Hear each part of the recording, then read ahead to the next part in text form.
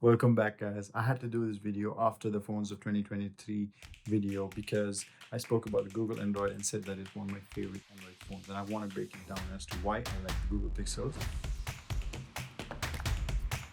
So I chose the Google Pixel 6a and the 7 Pro. First off, the Google Pixel 6a has a very unique Google dual tone design that stands out from the crowd.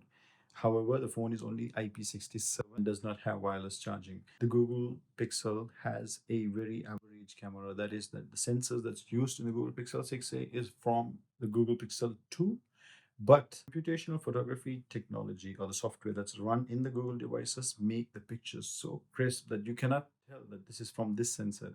The photos are so good. Trust me on this. Besides that, the phone runs on 60 hertz and is very much noticeably slow. Now, if you are a person who is moving or transitioning from 60 hertz phone, maybe you might not be able to tell much. But if you're moving from like a 90 hertz or a 120 hertz phone to this, then it is very noticeable. It's like stuttering and some animations aren't smooth. However, with the help of the Google's tensor chips, the overall functionality of the phone is kind of smooth, but still the 60 hertz is pretty slow. Moving on, the Google Pixel 6a is something for someone who will be in a very tight budget and is looking for a good camera and a stock Android experience. In comparison to the Google 7 Pro, which is a flagship device, this is an amazing phone. Starting off with the design. The design this time is much more flat. The more rounded off corners and slimmer bezels make it look appealing and also better on the hand as a whole feel. The phone runs on Tensor G2 chip, which is so powerful, and with the stock Android experience, the overall usability, functionality, and operations are so smooth.